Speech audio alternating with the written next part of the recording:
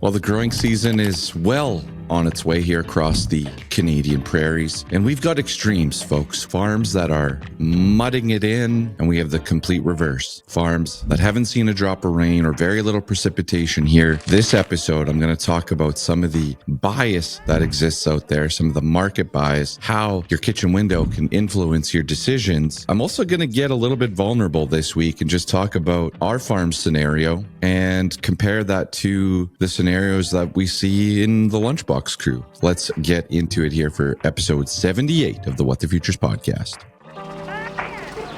Hey folks, welcome to the What the Futures podcast, your quick guide to better farming decisions.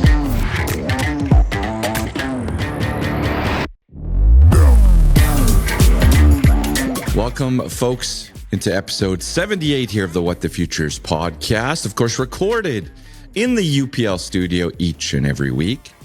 And we're going to talk a lot about the stress, the environmental stresses out there that are causing some different bias to appear in our marketing plans. But I also want to highlight a product from UPL called Wave, Weather Every Stress. Fortify your plants for improved uptake and resiliency. Stress less this season. Check out all those details on the UPL website or contact your local retail to get more details about Wave. All right, I have a great episode teed up here. I've got this episode has range. It has range because we're going to get very personal here on the crop marketing side. That's what this podcast is all about. It's about crop marketing. It's about trying to cut through the baloney out there for you guys and give you some actionable advice, ideas, strategies, risk management stuff. That's what it's all about. So we're going to get into that because we are at a bit of a crossroads here from a crop marketing perspective. It's a crossroads because this is what happened this week. All right. And there's nothing about this that's right or wrong. This is just what happened. Now, you have kitchen window bias. I didn't Google how to say this properly, but you look out the kitchen window and I've seen it my entire career. I've had a strip tore off me up and down multiple times because of the kitchen window bias. What I mean by that is I've had, where I live just outside of Sherwood Park, we are now at 1.25 inches of rain, approximately. We've had 3 rain events. Central Alberta has had a couple rain events. What happened this week, and the reason that I get torn down is you look out there and say, well, okay, like our garden looks good here. The crops, when I drive into town, both sides of the road are looking good. You go see a client an hour away. Well, those crops look good too. And you start to build that into your marketing plan and your bias. And I tell the Lunchbox crew all the time that, I look at, 21 million tons of canola or 20 million tons of canola or 19 million tons of canola. I want to know what that number is going to do as a whole across the Canadian prairies, because within that, it will be too wet, it will be too dry, and it'll be perfect. That's what happens. So when I look at this, you're going to be exposed to one of those, but for me, I need to look at this big picture. And so it's hard when you hear a Yahoo like myself say, okay, guys, you got to consider, hedging some canola here or managing some price risk in canola. When you look out your window and say, I don't even have my canola planted yet. I don't even know how I'm going to get it in the ground. The floater's booked. Or I haven't had a rain yet. What's this guy talking about? Like, we're in a drought, because you are. All right. So I used to get calls from guys to be like, what are you on, man? Like your advice is completely out to lunch. Well, I'm looking at the big picture here. Now here's the interesting thing that happened this week. All right. This kitchen window bias. And I just have to say, I have Dan Eberhart coming up later this episode from Growing the Future podcast. Dan's been a big help to me, and he's working on a great cause right now, STARS, which we all have been a part of. It's impacted all of us, the STARS Air Ambulance. He's part of Rescue on the River. We're going to talk about that in this episode. I also have Kyle Platt with John Deere joining me. We're going to talk about John Deere Operations Center and we're going to talk about the mobile version. He is in charge of mobile mobility. He's a senior product manager with John Deere. Kyle's a great follow on social media, and we're going to get him on today's show as well. All right. But this kitchen window bias that I want to talk about here. So you have a crop marketing firm, okay? There's dozens of them here across the prairies. There's a bunch of them, right? And what happened this week was we had one firm where they've had rain and a fair amount of rain the last 10 days or so. And those recommendations, they're flying out the door. They're flying out the door, sell, sell, sell. We're big sales happening, moving the needle here on not every crop, but on certain crops, not wheat. I would say I didn't see anything on wheat. But things are good, right? You got to take advantage of prices. It's raining, away you go. And then another firm sitting in an area that has had very little precipitation. The drought risk concerns are high. Hitting the brakes, stopping everything. Don't sell a darn thing. We're in a drought. This market's going higher. Don't do anything. That's the advice coming out this week. That's the advice. Now, here's the crazy part of this. This is why I want to talk about it, because here's the crazy part. Within those two firms, they have clients that are struggling to plant their crop, or they're in a very, very dry drought situation going on, or their crops are perfect.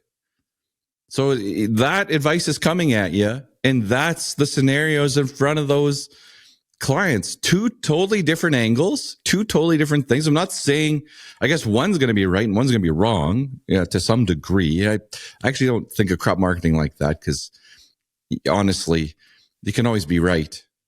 That's going to be a bit of a loaded statement, but you can always be right. You could re-own the stuff with a call option or something. Like, you can participate, right? Anyways, but that's what comes out. That's this kitchen window bias that comes out.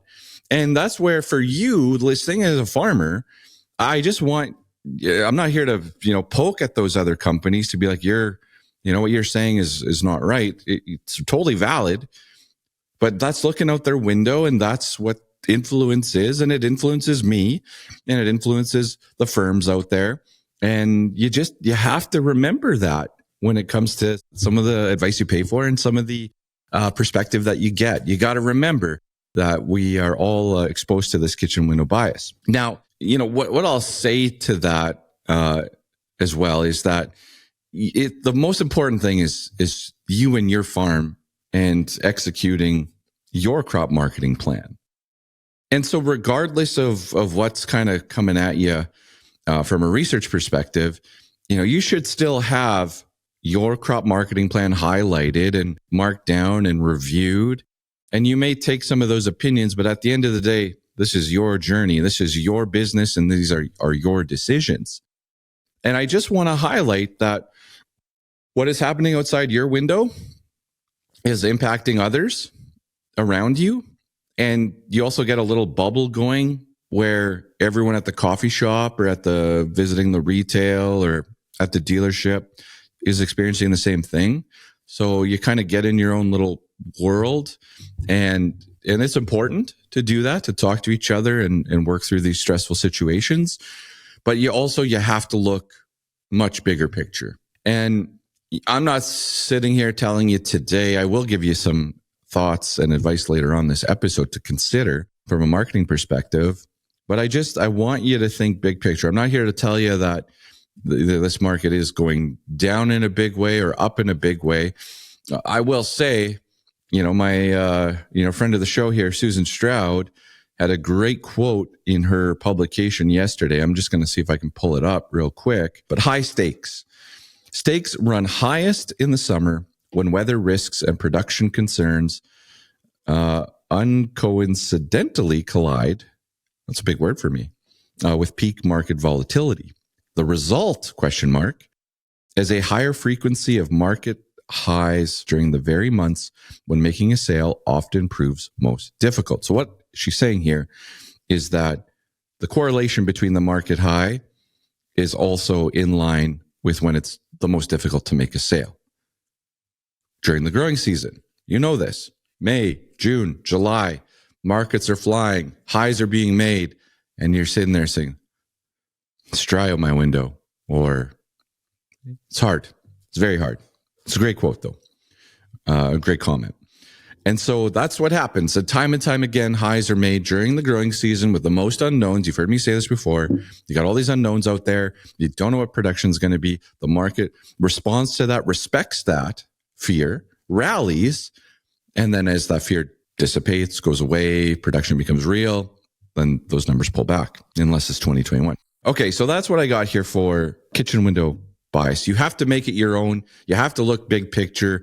And I just wanted to highlight that example because that's real world today, prairies sitting across in two different modes of action here, with the prairies still being the center of this. Okay. I'd love to hear your guys' take on this, and I'd love for you to hit me up in my inbox, Ryan at whatthefuturespodcast.ca. What do you think of this part of this comment, this statement, this segment, and where are you sitting from a kitchen window bias yourself? How are you sitting out there? Continuing on the same thread, but just giving some real life examples now. So of course I've got, a group of farmers in the Lunchbox crew, Manitoba, Saskatchewan, Alberta, BC, and, engaging with them each and every day and talking through all sorts of scenarios. And the extremes, they come at you as well. They're coming at me because you've got farms that are absolutely, quote unquote, locking the bins. There's a big area of dryness concern. It's legit. Crop marketing in that environment is absolutely painful and frustrating and stressful. It sucks, right? And then in the next phone call that I get or the next text message is, hey, I really like where these canola prices are at. My rain events have occurred here. Things are looking so nice outside my window. What should I do? Is the advice, to be honest, guys, the advice comes out. And again, I'm looking big picture here and I'm saying, canola November futures, let's say January futures hit 700. Like those are levels that are profitable that we haven't seen a whole lot of. We've seen that a handful of times over the last year. Like those are levels that are worth locking in. And if your crop's coming along and looking good, that's what you do. Now I went to, and I've been spending, the week here, the last, 2 weeks now, but, just reviewing different strategies with growers to say, hey, like that's a great level, but do you want to keep upside open at all on this, sale? Do you want to just manage against lower prices? Are you just so happy with the price you're being offered? You just want to lock that in now and the next sale we'll think about a different strategy. Like, what do you want to do? Because, time and time again, as Susan said, when market volatility is the wildest, when prices are climbing, selling decisions are the hardest, that's when price makes those highs. So I sit here today and say, these are darn good prices. And yes, there's concerns out there from a production side, but I still look at the forecast with some optimism here for many. And I wouldn't say that we're in a major, knock on wood, Western Canada event yet. There are pockets, but as Western Canada. So anyways, so when I get a call from a farmer in that situation that has had rain, it's trying to figure out the physical sale and then managing that other side. When I get a call from a farm that says, man, I haven't gotten anything here, but I know that rain-wise, but I know prices are looking good. How do I tackle this? I don't want to do anything at all. I can't sell anything physical, and you can't when you're in a drought. But what can I do? And the conversations are similar, but yet, you just look at put options. You look at, selling futures in your trading account. You look at something that does not have delivery risk or a buyout risk. That's what you look at in that example. You could still manage, price. You can still say, I kind of want to do something here, but I can't. I feel like I'm handcuffed. Well, what strategy allows you to participate, but also not subject you to a bio. All right. So that's the real world of crop marketing advisors today. Like those are the real scenarios that are put in front of them, guys. Yeah, like that's as real as it gets on my end here. And not that I want to speak for all advisors out there, but that's as real as it gets. Okay. Now I'll get a little bit vulnerable here for you guys because I think it's important that, I talk crop marketing plan all year. I highlight it at a conference, and I need to back it up with how we perform on the farm or what we're doing on the farm. Maybe not how our performance is per se. Who cares if you don't care on that side? I'm sure you'd love to hear average prices and stuff throughout the year, but anyways. But what I want to talk about is our farm scenario today is that from a crop marketing perspective, we are in the area of drought. Our farm, our crop is planted. Our crop was planted a few days faster than usual. And we have not had any on the far west side of our operation. We've had a couple of small rain events, but nothing substantial. And the reality is we have, seed in the ground. We have not a lot of activity out there. We've got areas where the seed's struggling to germinate. We are in a drought at the end of May. We are sitting here in a drought. It's easy to look out our window at the farm and say, all right, we're in a drought. Let's not do anything. Our conversations right now on the production side, we are looking at our inputs are, now the spray season is coming. So our conversations, our meetings out there, talking to our neighbors as well is, okay, well, what do we do on the spray side now? What do we invest here on the spray side? It's the end of May, the long range, the 2-week forecast. It doesn't matter if I look at BAM-WX weather, if I look at the nutrient weather, if I look at Weather Network, it's all showing a big strip that our farm is involved with that has nothing here for the next 10 days. So that puts us, into the second week of June. Now, we know rain events that, when the tap turns on, what does that do? Sometimes it turns on, doesn't turn off, but we're in that uncomfortable spot. We took a little extra insurance this year. I believe I've talked about that on the show. We have Saskatchewan crop insurance. We have insurance. We have Agri Enhance through Ag I3. Obviously, we're just going to pump the brakes on buying any hail insurance at this time.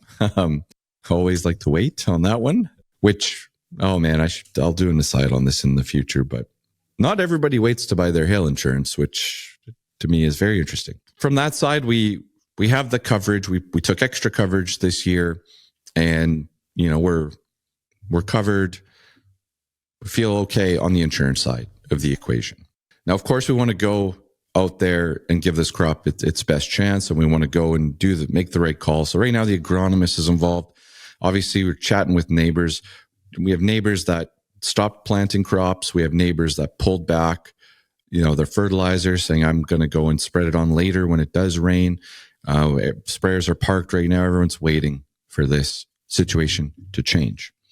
And so from a crop marketing perspective, we went out and just reviewed all of our targets. So what did we have out for targets? And honestly, we canceled all the targets we had out there.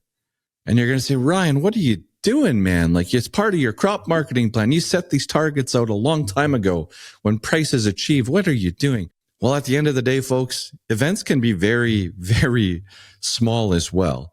But if you're going to physically sell something, then you also have to come up with that. And so I'm going to take the physical side out of the crop marketing plan completely right now. Completely. The caveat here, is that with our, crop or with our insurance partners, we can, if wheat rallies like a son of a gun here in June, we can go and look at locking some of that in. And then, maybe we have an Ag I3 forward protect discussion or something like that. Like there is a solution out there, but I'm just going to change it now and focus in on the brokerage account and the strategies that I can do on paper that don't result in a delivery and having to physically deliver this product. So we went out, we just canceled those targets. We're going to talk paper now. We're not going to expose ourselves to more physical. We reviewed all of our outstanding grain contracts for fall. We double checked with our buyers on what we had outstanding and what our commitments look like. And then from there, figured out a percent sold. We haven't scaled yield back quite yet. Maybe that's just foolish optimism on our part, but it is only the end of May. Things can happen, and we can still grow a bunch of bushels. So we haven't scaled that back yet. We just know how many bushels per acre we have committed. So instead of a percent sold, it's more like, hey, we've got X amount of bushels committed on this crop. Now we reviewed that. We've got malt barley, green peas, wheat, canola. We have all of that contracted. The green peas, not a hedgeable crop, act of God. Malt barley, not a hedgeable crop, act of God over there. Wheat, hedgeable crop, physical wheat sales made. But now what we do is, fortunately, the sales were made when futures were, I guess $1.30 higher than where they're at today. So all I do is go and buy a call option right near my strike. I don't have to buy it today at the money and make up that gap. I'm not speculating on that. I don't have to worry about that. I can go and buy a $7.50 call option for what? I didn't even look it up. It would be pennies. That way, in a buyout scenario, I'd have that futures protection. All right. So that's what we look at on wheat. Canola, same thing. All right. You've got X amount of bushels contracted. Maybe the market's right around, maybe a touch higher than where you're averaging, but you can go buy a call option and say, you know what? I'm going to manage the risk now against a buyout on that side. No one's going to take your phone call. If I phone my buyer here at the end of May and say, hey, things are tough over here. We're really hoping we catch something in the next couple of weeks. Otherwise it's going to be pretty tough here to produce anything. We may want to talk about deferring a contract for a year or some type of buyout situation. They're going to laugh. They're going to laugh just like they did in 2021 and say, yeah, thanks for calling. Phone us in September, right? I don't know if you guys experienced that, but the good thing that I did is back in 21 was I recorded all those conversations and then I went back to them and said, hey, we started having this conversation on this day and I'm just highlighting where the futures were every time we talked about it, because we talked about it every week or two and you told me no every time. And that actually proved quite beneficial at the end of the day. So I guess we got to record some of those conversations as well if it gets to that point.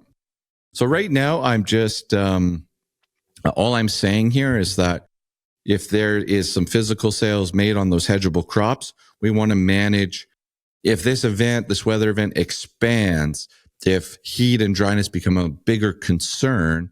Again, some of you are laughing at this saying, geez, I'm mudding my crop in here, but this is reality, guys. So if this event expands, if the markets get bullish, maybe a demand story, whatever it is, we want to protect against that big buyout. So you just go and you buy that insurance, those call options, you get yourself a little bit protected on that front. All right, folks, that's a little bit of vulnerability on my side here. And again, love to hear your comments, love to get some more dialogue going on this kitchen window bias, on how advice is treated out there for farms.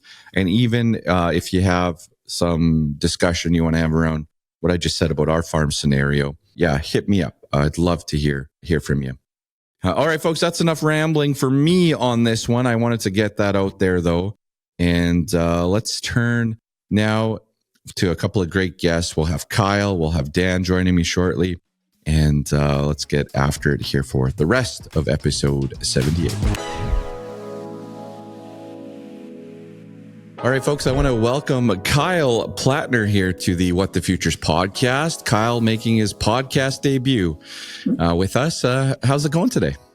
Fantastic. Doing really well. Thanks for having me. Oh, thanks for making the time. You are a great follow on X, and we're going to get to that in just a moment here.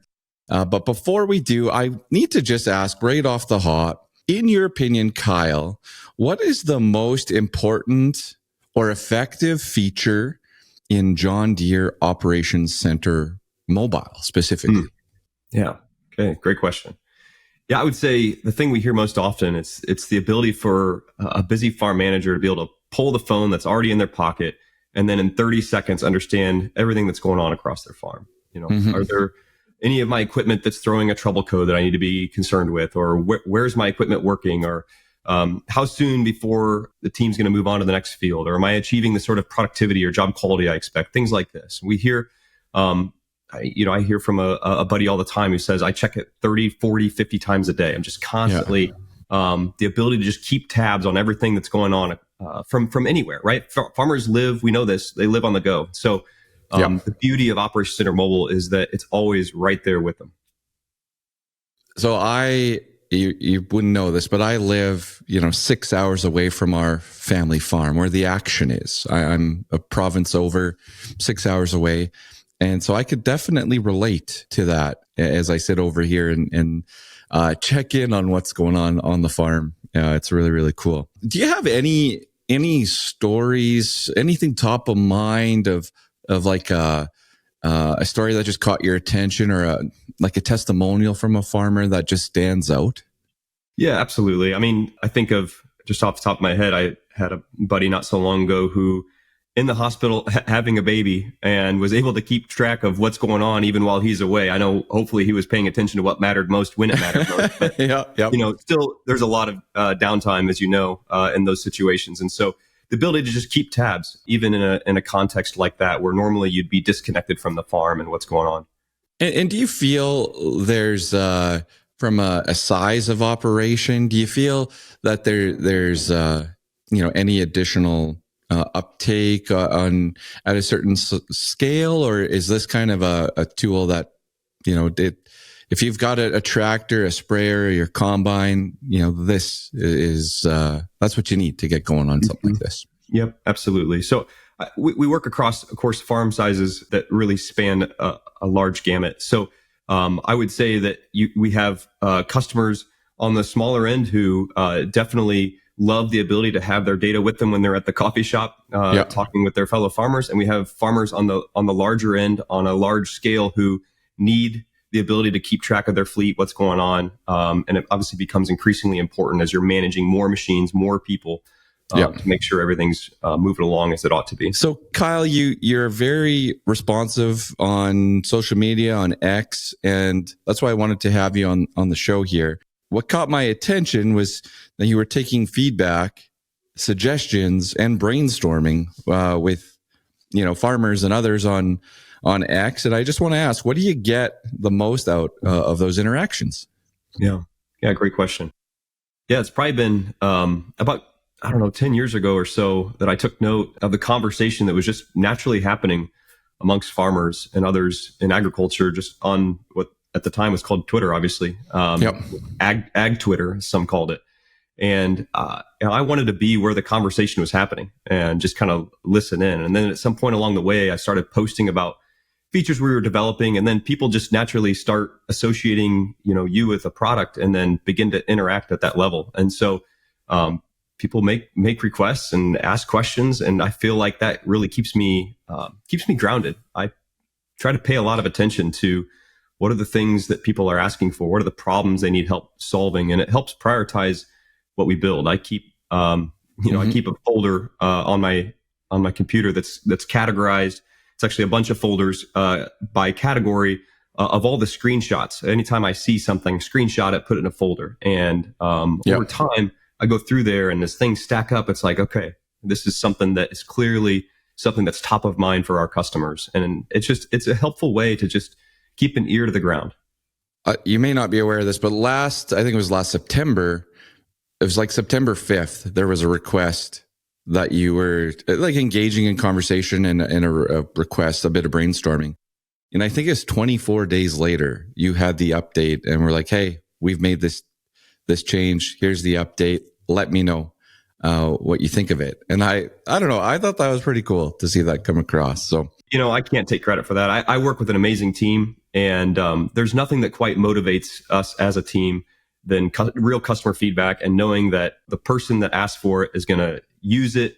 It's going to solve a problem for them and hopefully make their life a little bit easier. So that's really rewarding for us. And so that's really what helps get some of those things through really quickly. Well, my sister-in-law, I've got a comment from my sister-in-law to wrap up our segment. I'm going to save it for now, but it's, you did some problem solving there as well for us. All right. No, let's just keep going down that vein here. So this, podcast, Western Canada, listener base, why don't you just tell us a little bit more about, your role at John Deere, you as a person, what drives you, where do you come from? Just more of your story. Sure. Yeah, absolutely. So, I grew up and actually still live in rural central Illinois. Both my grandparents were farmers.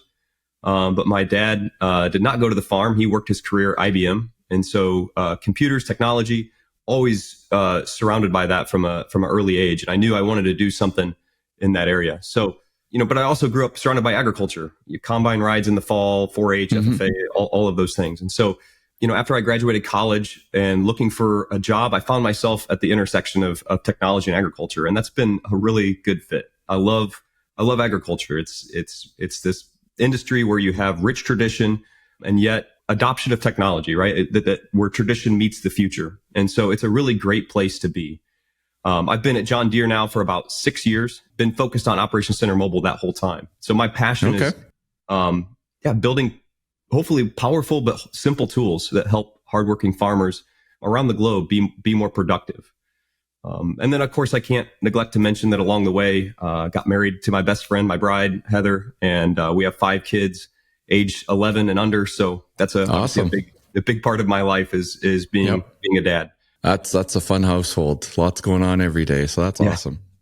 Well, I appreciate that. Appreciate that, Kyle. Can I ask, do you have a beat or a handle on how planting went in your area, how things were going? I think it was a little bit wet, maybe just south of you guys this year, but how'd it go kind of in your backyard there? Yeah, there were some delays, but once things got going, things are pretty well done around this area. So yeah, after a few weeks of dealing with some rain, farmers were able to get in and get the acres in. So yeah, things have gone smoothly.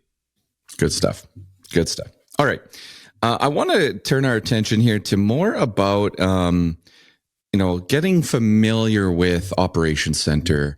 If you're, going to your local John Deere dealership and you want to open this door a little bit, like what is the best way to just get engaged or introduced to Operations Center?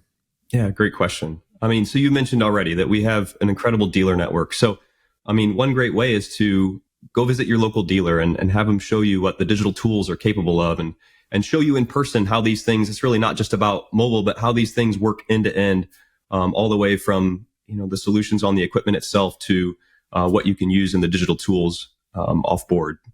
Yep. And of course, another great way that you can do right now, apart from visiting the dealer, is just jump on YouTube. And there's a ton of really great video tutorials. A couple searches will pull up a number of videos that are worthwhile.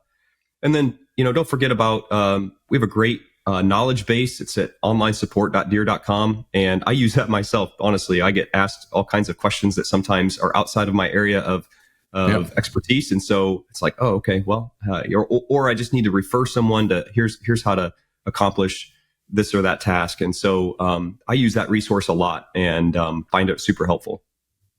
Awesome. All right. Appreciate that. And can I just throw in here as well, when you look at Operations Center, there's obviously desktop version, and then there's, the mobile version.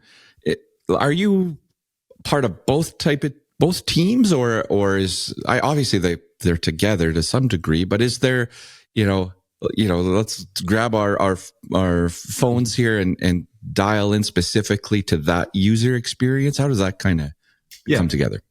Yeah, so I spend my time focused on Operations Center Mobile, but work extensively with my coworkers who work on Operations Center Web. So I care a lot about the web experience, but my focus is mobile specifically. And, we're really trying to to not necessarily replicate every single thing you can do on the web on mobile, but just trying to take the ones that are most common, most helpful to have with you on the go all the time, and really trying to find the right balance of what to have in mobile versus what to have in web. All right, cool.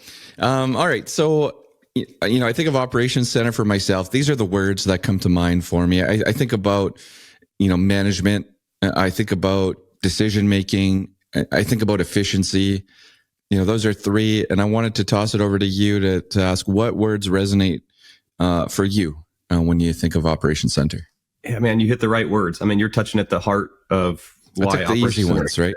Yeah, right. I mean, agriculture, it's always been this sort of complex, delicate blend of tradition and intuition and trials and lots of checking of the weather and stuff like that, right? And it's 1,000 things to manage, 1,000 decisions to make. It's hard to overstate the challenge that farmers face every day. And so our aim is to build tools that help farmers navigate that sort of complexity.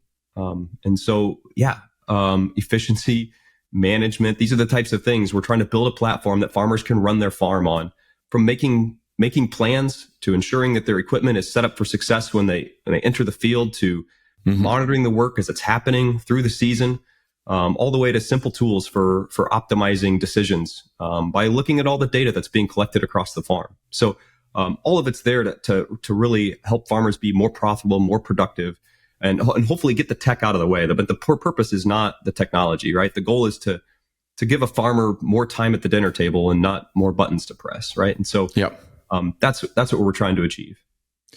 I think, I wrote down simple here as well. I don't think that's exactly the right word that I'm going for, but that, that ease of use, that's also something that in our farm conversations, like the ability to go and do something, it's simple to go and use it. So we're trying for that. I mean, we're trying to take things that, it's like the best technology, the best tools are like a good pair of boots, right? If you're thinking about it, something's wrong. It gets out of the way. It does its job. That's what we're trying to accomplish. And so, making that as simple and easy to use as possible is something I think about every day. Awesome. All right. I got a couple more for you here. I appreciate your time today, Kyle. When I look at the features that have come out recently, I need to ask, is there anything on the horizon, a sneak peek, or anything you can give us a little teaser on here for this summer? I mean, watch out in the space, without getting into too many specifics, watch out in the space of logistics. I mean, I know that's something that's a hot word among farmers, and for good reason. We're going to make big investments in that space over the next year. And so we want to make sure that everybody in the operation has the right information at the right time to be at the right place at the right time and keep the operation moving along as efficiently as possible. Imagine that the tender receiving an alert knowing that they need to be at the sprayer in 15 minutes or they're going to be out of product, or making sure that, for example, I know that the team is going to be finished harvesting the field in about 20 minutes and I need to think about moving them along to the next field. Things like that really help provide answers at the right time, so that a manager can make sure that the team is where they need to be, and really reducing idle time, reducing unproductive time, and maximizing the amount of time that they can keep running. All right. Awesome. We are going to stay tuned for logistics, folks. That's certainly perked my ears as well, and I'm sure it did for the listeners. Okay, before I get into a bit more of a funny one here, is there, or what would you maybe suggest here when it comes to, analyzing some of the data that is collected, or taking, or maybe going from, call me like a beginner user to a more advanced user? Is there a path or resources there? And we talked about YouTube. We talked about, was it Knowledge Center as well that you brought up? Is there anything else that kind of can get you to that next level from a user, a pro up to a pro user level? Yeah, absolutely. I mean, it begins with a lot of people are already collecting all this data, right? The ability to collect yield maps, for example, has been around for well over a decade. And so a lot of times people have connected equipment and just aren't looking at the data. And one of the beautiful things about Operations Center Mobile, Operations Center Web, click on a field, right? Pull up last year's harvest and just review. There is a ton of information, insights that you can get just by browsing through some of the data that's already been collected. And then, of course, getting a bigger picture. There's in mobile, we have a tool called Analyze, and in web, there's a tool called Work Analyzer. It allows you to kind of get the big overview of how things went over the course of a season. Quickly answer which of my varieties performed better than another, or which of my fields was I more efficient on or less efficient on, or comparing operators or equipment. Really easy tools to slice and dice the data that you're collecting. All right. That sounds great. Perfect. Okay. So here's just a quick one. We're tight on time here, but I want to say on our farm, a hot meal is very, very important for the crew. At dinner time, supper time, it's very, very important. And my sister-in-law, wasn't originally from the farm or the area. So, saying to go to grandpa's half, it didn't quite, didn't exactly know what that meant, right? Or whatever the names were. Yeah. And what I could say now, as she told me to mention this, is that everybody gets a very hot meal now because she knows exactly where she's going at dinner time when it's time to bring out that meal. So that's why it exists. This is why Operation Mobile exists, to make sure that get the hot meal. Yeah, I thought that was good. I thought that was a good one. So, all right, Kyle, I appreciate you coming on the What the Futures podcast. Anything else that we didn't cover today that you want to bring up? Yeah, I mean, look, we'd love to, have you visit your local John Deere dealer. Love to have you use Operations Center Mobile and Web. We're going to continue to build fantastic tools. We'd love to hear your feedback on what we should build next, and we can't wait to show you what we're working on. And could we put a little plug for your X handle, your social media handle? How should people get a hold of you? Yeah, absolutely. So you can find me at X at Kyle Plattner, and be happy to try to answer your questions. And I post there when we release new features. Awesome. Well, thanks again, Kyle. Thanks for your time, and I appreciate you coming on the show, and look forward to a follow-up here in maybe the next 4 to 6 months or something like that. Absolutely. Or when we see something pop up, I'll reach out. Awesome. That sounds awesome. Thank you so much. You bet. Take care. All right, folks, positive moments for this week.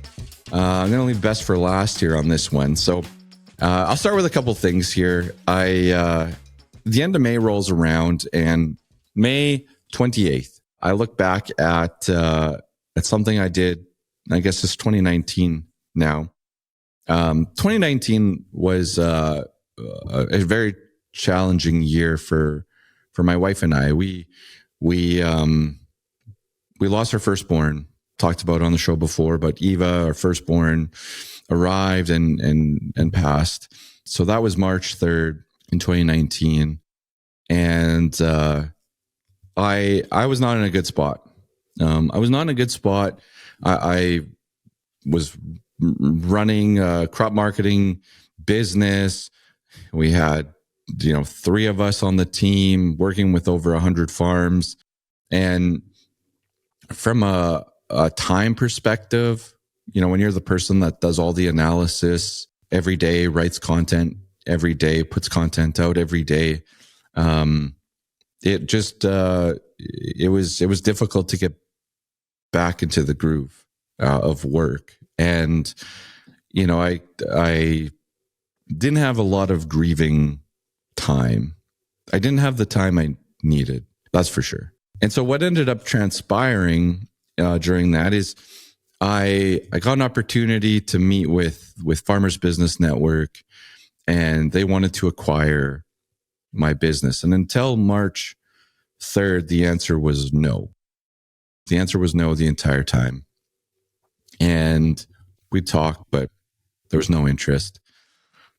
When April rolled around, though, we took a more serious look at it, and life had changed. Events had happened, life had changed. And I'm still at that point, going back in April, I'm still a bit of a mess. Myself, my wife. It's tough.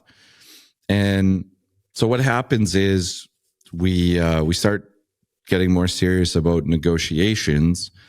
I'm looking at life a lot differently, and I get an opportunity to jump on an airplane and go and pitch.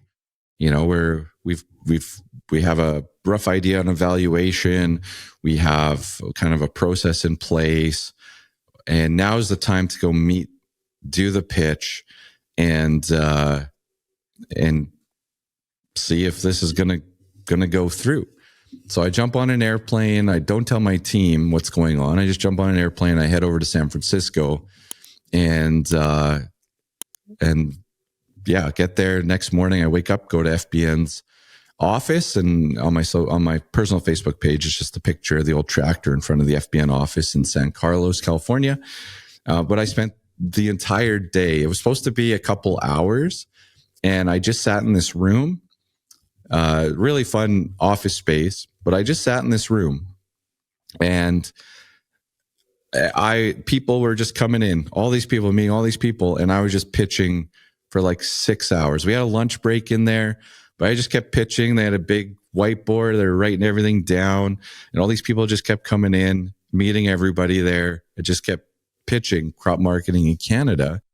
And then after, like mid-afternoon, they released me. I went and watched a baseball game, and the rest is history. We ended up closing the deal in August. So I call it the pitch of a lifetime. And obviously life-changing events happen to put me in that spot. But that's one of the gifts. When you go through something like that, the gift was the change in perspective, change in life, and for the better. My kids today benefit from that. I'm home each and every day with them, and very fortunate to be in this spot. So the deal of a lifetime there for me. A second positive moment for this week is Lunchbox Crew turns 1 year old. By the time you listen to this, June 1st, Lunchbox Crew turns 1 year old. And my version of crop marketing, I'm just...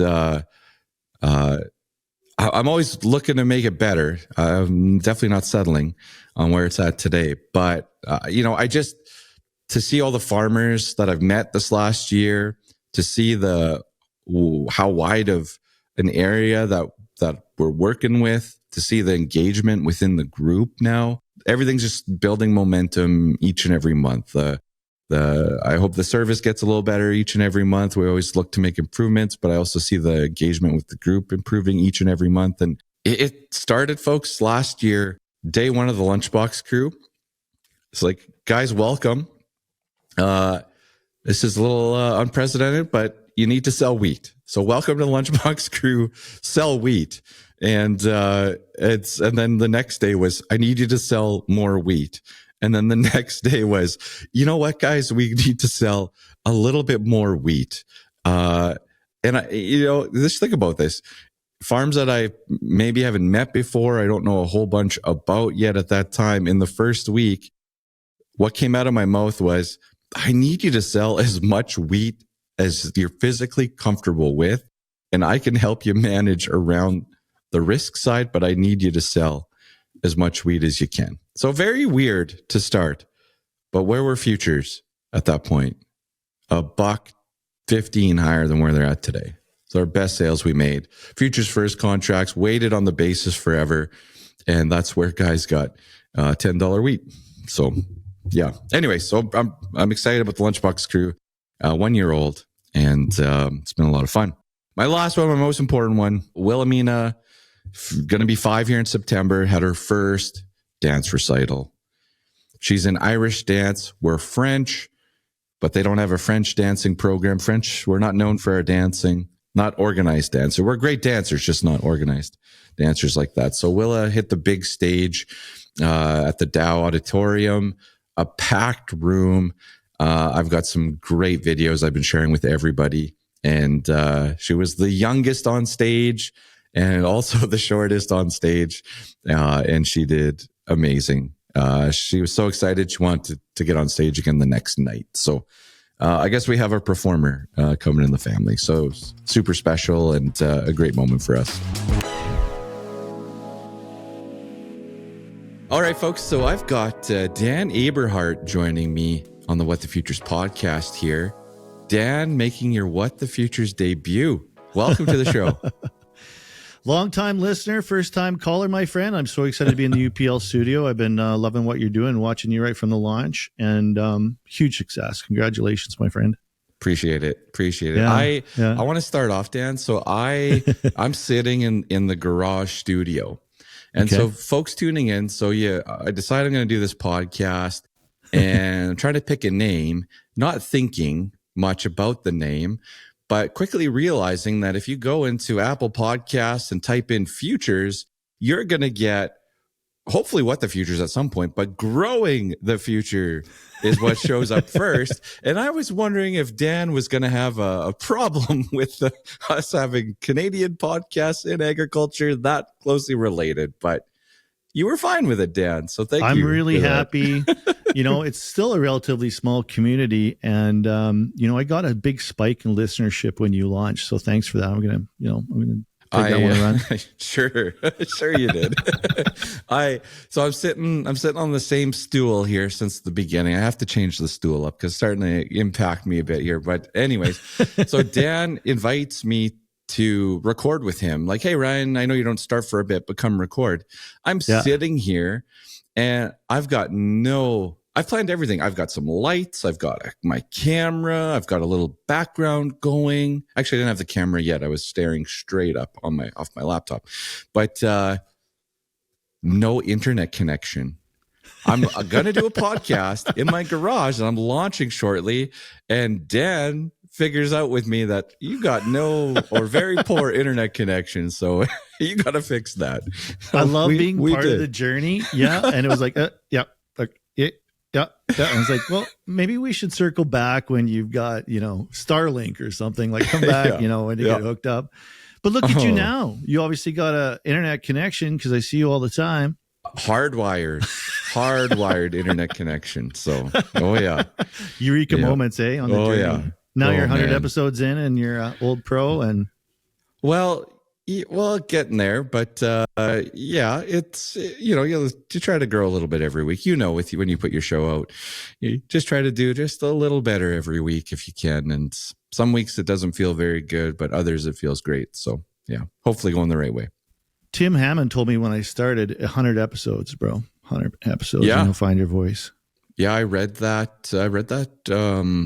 Another podcast I follow brought in some creators, and they said the first 100 are not junk, but it takes 100 to really get going. So anyways, Dan, I appreciate your support at the start and the welcoming, even introducing me to my now editors and all the support that you've given. So I certainly appreciate that.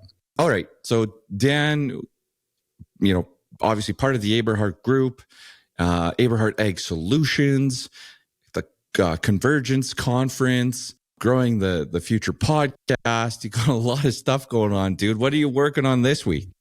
Well, pretty exciting stuff. I am raising money to get back from the river. And by that, I mean, I need to be rescued on the river, literally. So I've been calling on my network for a very good cause. Yeah.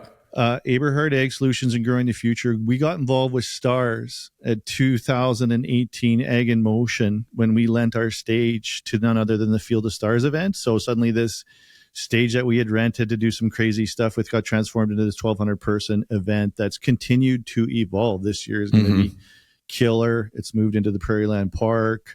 And hopefully, I don't know, have you had the opportunity to attend that amazing event? I have not attended yet, but I have seen it growing and seen it change venue and seen the amazing, even the opportunities there to raise money, like the sponsors stepping up, some of the really unique packages that get offered. I've been keeping tabs on that for sure. I love it.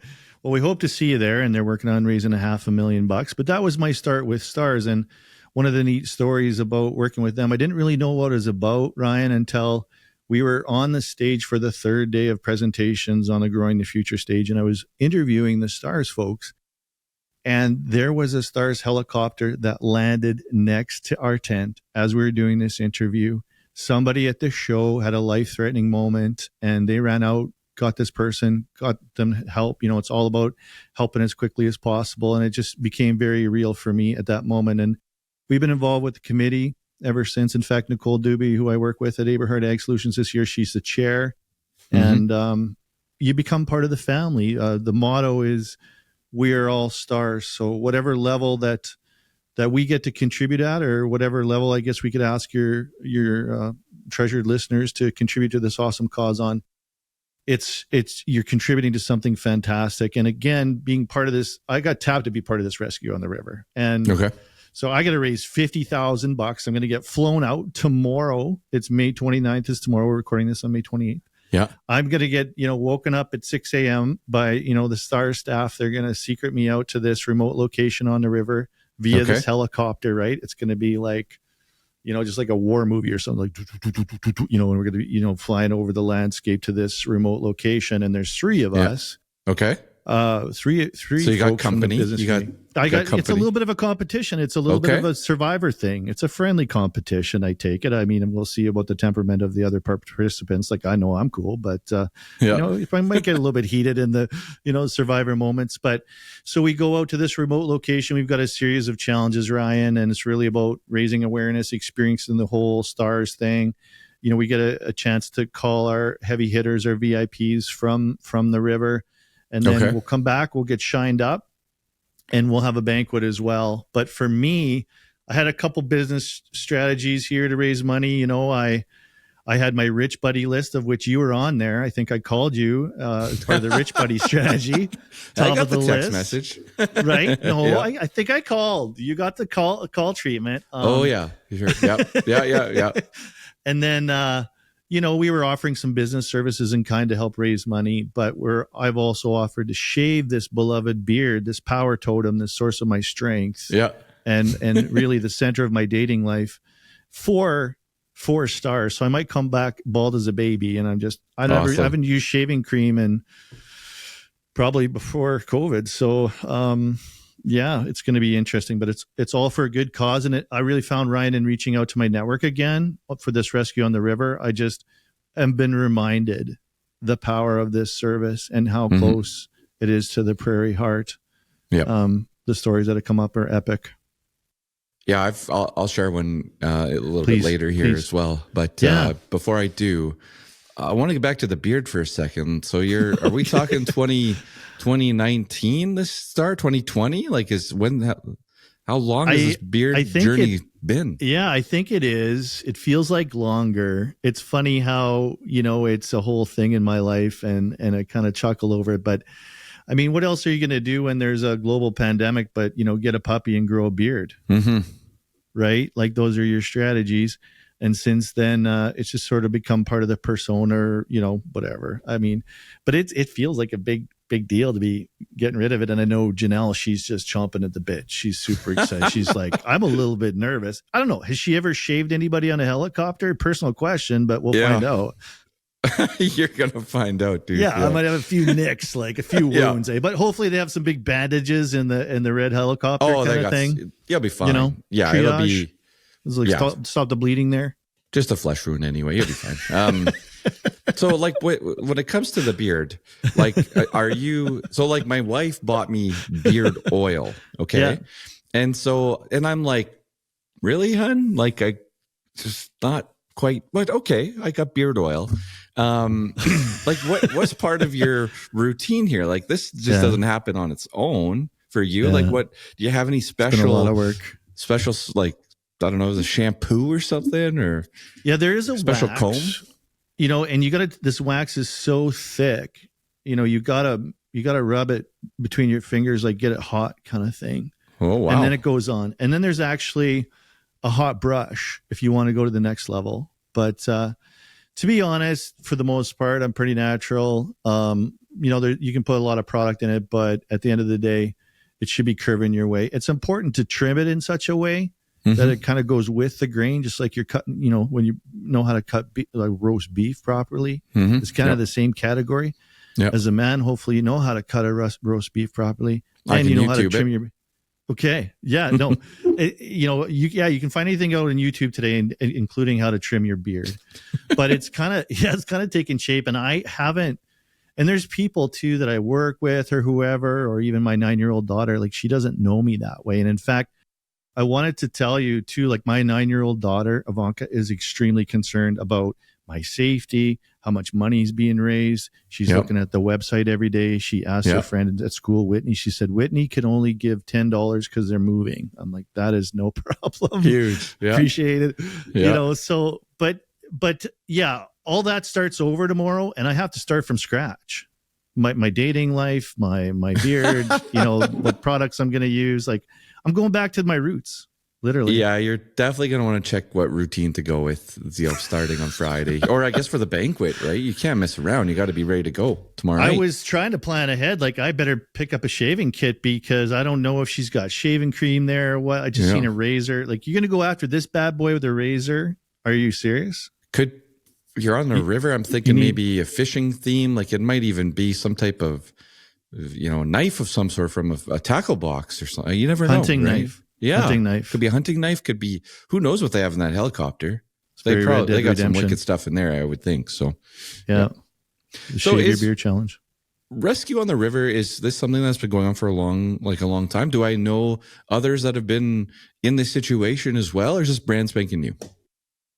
It's been around a very long time, and it's a really interesting flywheel with Stars, how they provide this incredibly excellent level of life-saving service. But part of that is getting donations from the private sector. So a good portion of it's covered by the public sector, but they always need to be raising money, especially for the level of care that they go to. So they are very competent, not only at saving lives, but raising money to do so with a higher level of quality, all in all. And I don't know exactly what date it goes back to. I don't have the history on it, but I know you can look way back. This is something they've been doing a long time.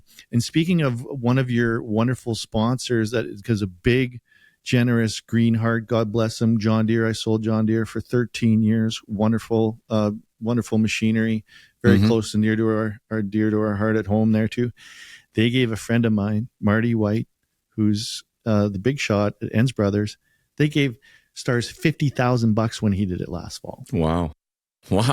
Right. That's So awesome. that's a really big deal. And I don't know. I mean, hopefully they got their money out of getting Marty back from the river. I don't know. ROI, you're a big ROI guy. Yeah. Was the ROI worth it? I guess somewhere in their spreadsheets they'll know, but. Oh, wow. All right. That's, I'm sure they figured it out, calculated it out. They could also send me $50,000 tomorrow as well. I sold a lot of John Deere sprayers. Well, they'll have to do the ROI on that one, Dan. So yeah, don't hold your breath. All right, buddy. The pitch on the What the Futures podcast was worth it alone. Yeah. Oh man. So if you're listening to this podcast, we're going to send this out on our socials here Thursday as a clip as well. Get some awareness on the day of. But let's say you're catching this episode on Friday, is what typically goes out Friday morning. I'll try to get it out a little earlier though. How can people engage with Rescue on the River? How can they find out some more details? Where do they go?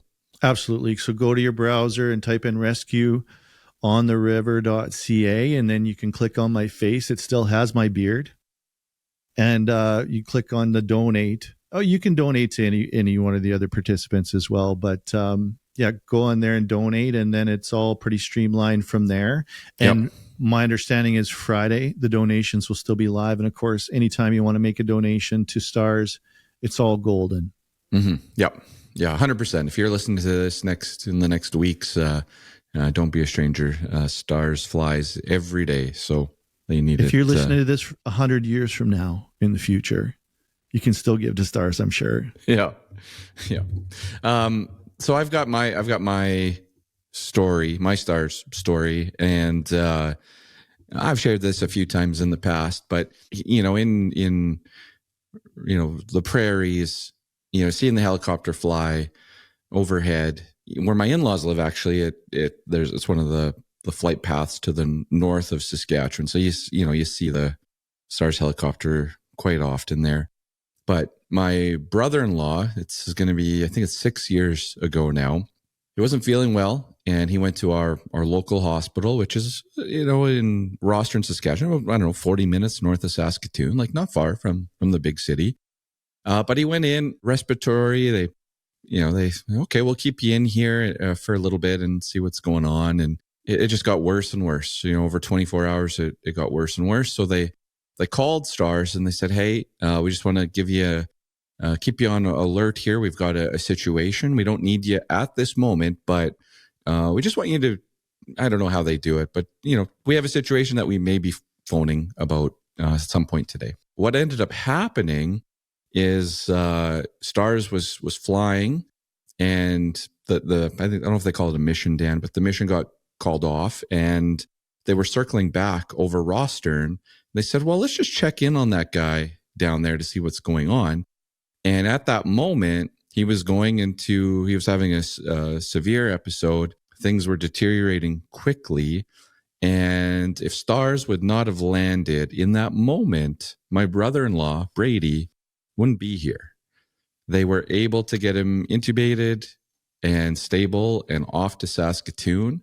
And you think, like, Saskatoon to Rostern's not that great of a distance. An ambulance, would have done it in 20 minutes or 30 minutes, right? But there was no time for that. This was helicopter. He took his helicopter ride into Saskatoon, was in intensive care for I don't know how many days after that, and he's here today. And that's amazing. They said if it wasn't for that check-in, they don't know how things would have played out. And for those listening, what ended up happening is he got hantavirus, which is something that you hear of every once in a while, but you wow. don't think about. Yeah. And working in an old garage, like we've all done many times, and he got hantavirus, and his what was he, mid-20s at the time? His young body fought through it, and yeah, he's here today. So Stars is very close to our family as well. That's wonderful. And that is the theme that I've gotten over and over and talking to so many people this week as I've reached out is this person would not be here if not for Stars, or that person would not be here from Stars. And I had a Hutterite who reached out from Alberta, actually, and he intimated that he had, I believe it was a grandson that was born 3 pounds. And today they're 6.5 feet and getting married if it weren't for Stars. And I had a mother from Mooseman reach out and say, a year and a half ago, my son had a motorcycle accident, and this week he's graduating, or this spring he's graduating, if not for Stars. And even I wanted to give a shout out to a fellow that I've been working with on trading. You guys talk a lot about grain marketing and stuff like that. Dwayne Sador and I have been working together on raising some money. He's been trading my account, and we were taking the profits from day trading last week or so and putting it into this fundraising. But they had a situation close to them, and the extended family just happened yesterday. It was a farm accident, very serious. I won't go into details out of respect, but it hit so close to home in such a timely fashion that, it really had a big impact. And actually my nurse was on that mission, the nurse that I'm working with at the Rescue of the River tomorrow. So we are all intertwined in this thing. We're all so close. I always joke it's, 1.5 degrees of separation in the farming community, not 6 degrees of separation. Yeah. And I think we'll learn, I'm really interested for the experience tomorrow. I think part of what we'll learn too is the margins of error, like how much time matters. Because my understanding is there's little challenges, like you got to use math to kind of figure out how to get there and how to do SOSs from the ground and different things. And, their work is very technical. And yeah, I wanted to share too, I've been terrified to take on this whole challenge, man. Like I just, it's been hard to really feel confident enough that I can raise enough money or do enough, or am I worthy, or kind of been having panic attacks about raising enough money. But I know that every dollar matters. And I started thinking a lot about, there's a lot of people that are so brave that do this, whether it was flying the helicopter for the first time. Can you imagine going to your first accident that, some of us aren't built for, and some of us aren't built to be podcasters either, but there's less, physical danger and being a podcaster, unless you're terrified of public speaking, what lots of people are. But Yeah.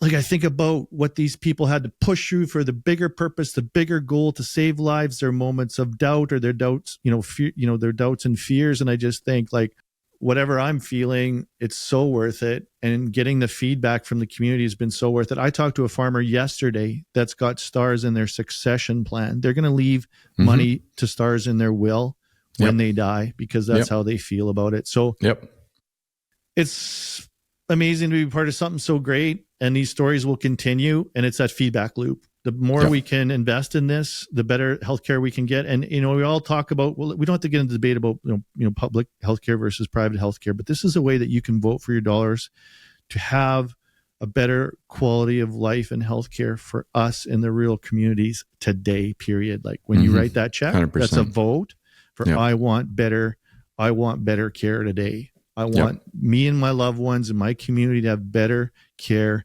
today. Boom. Awesome. Well said, Dan. I can't say it enough. Our thanks go to the crews out there risking their lives each and every day as well. And all the amazing things that they accomplish. What they get done in a day and a week just blows me away on what they do. So, all right, Dan.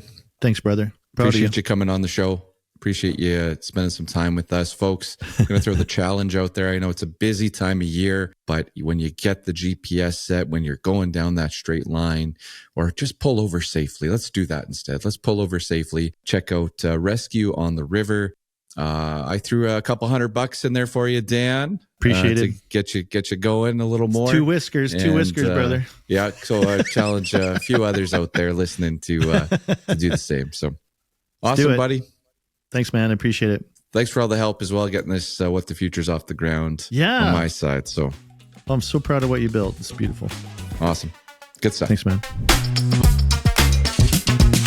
All right, folks, for eating your veggies this week, I got a couple things written down here. I got a couple wheat things just to put out there. Like number one, these old crop wheat specials. You've seen them. For some of you, it might be in the low 8s. For others, it's mid 8s. And for some of you, it's as high as 9 in central Alberta. But they come out. This week, it was Cargill. A couple days ago was Patterson. Viterra's in the mix as well. G3. They all come at you. The price is super low, and then the special looks amazing because it might be a buck higher than the posted bids. It's just the actual price of the market. It's not a special. It's just where the market's at. We all know that because the specials all pop up in the same way each and every time. But what I want to say here, guys, is that you have to take those. In my opinion, you have to take those. I know you might want to gamble on some weather here moving forward. And wheat ending stocks are going to be pretty darn tight here.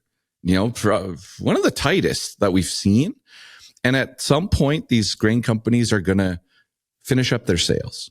And they're not going to have that train that they desperately need to fill and pay that big premium. In my opinion, again, seek the advice of a professional. You got to clean up your old crop wheat sales on these specials. You just take that. You can always be bullish, buy a call option, do something on the brokerage side. You can always try to be bullish over there, but clean up those wheat sales, or at least, hate to say this, look at that basis and grab that. Again, I'm not a big wheat bull right now myself, but clean up those sales. The next thing, I know I said on our farm, we closed all our targets off, but if you have good growing conditions right now, again, I don't think the event in Western Canada is big enough to move the markets yet at the end of May here. I don't think it is. We'll see in a few weeks, but I don't think it's quite there. I would still be, if you're getting rain, moisture events, you're off to the races here. I would be setting those wheat targets. I'm not saying to go and set them 10 cents above posted bids. I'm saying look at your crop marketing plan. And if you had goals here of prices 75 cents, 50, 75 cents, a buck over the market, go and get those targets layered in. Get ready, take advantage of strength of it's coming here in June. Put yourself in a position here to get ready for that. And then my last one is just a big crop marketing review here. As we go into June, my crop marketing workbook, I have cash flow review and update for the next 6 months. That's what I want to get done here in the month of June. Get my fall cash flow figured out because I'm going to have to make some sales here for fall. Most of us will. Review your outstanding targets. Again, if you're sitting in a drought in Northeast Saskatchewan, you may be reviewing those to cancel them like we did. But if you're sitting here with moisture, you may be reviewing those to just double check what you got and tweak them. I've got, how is your crop progressing? Any reasons for a plus or a minus? You flip over to June, you start to get a sense on what's coming. Now, events happen that improve or deteriorate that potential, but you can already put a plus or a minus. We have a little minus in here right now. That's the reality, right? But you take the time to do that. If you got a bunch of pluses, your crop marketing plan will be influenced by that. Review market buys. Are we going higher or lower? You should be doing that when you wake up every morning, but every week. Explain to yourself why. Why do you think the market's going higher? Or why do you think it's going lower? And if you think it's going lower, then you know what to do. And then check prices for delivery, even for the fall of 2026. I made a wheat sale. I got a wheat sale on for the fall of 2026, believe it or not. I got a wheat sale on, and the joke is that I've got more wheat sold for next year than I have for this year, which is a little bit criminal if you think about it. But anyways, that's a joke. All right, that's it for eating your veggies here for this week. All right, folks, thanks again for joining me here for episode 78 of the What the Futures podcast. I told you we'd had range in this one. We've got vulnerability on a crop marketing plan. We've got fundraising efforts from Dan and the rescue on the river. And we also have a great guest in Kyle joining us from John Deere to talk about technology and John Deere Operations Center and the mobile version of that. And so, yeah, thanks for hanging in there. I'll update you guys on the hockey pool next week. We did have some changes. We got a leaderboard change there. It's a tight race. It's almost a 2-horse race right now. Looks like it's going to come down to the wire for two guys here. One in Alberta, one in Manitoba. So we'll see who ends up on top. What else do I have here? Oh, conference. You can go ryandenis.ca. The website got a little refresh here. You can apply to the conference. When I see your application, we'll review it. And I just want to say the application is not like, figure out, are you smart enough to be here or anything like that. The application helps create content. Where do we focus in on the conference, Crop Marketing Made Cool conference? And it's also the gatekeeper. We don't want just a bunch of sales reps sitting in there. Like, good on you for taking a look and being interested, but we want farmers in those seats. That's what this conference is for. There's 160 seats total, and we want 160 farmers if there's 160 seats. That's why we do the application. You can do that at ryandenis.ca. Yeah, I don't think I have anything else there that's new on the conference this week. All right, folks, I appreciate you. Share this with a friend if you found it useful. Hit me up. Ryan at whatthefuturespodcast.ca. Let's have some dialogue here about kitchen window bias and how you're tackling marketing on your farm. And I'll check in next week. I'm out.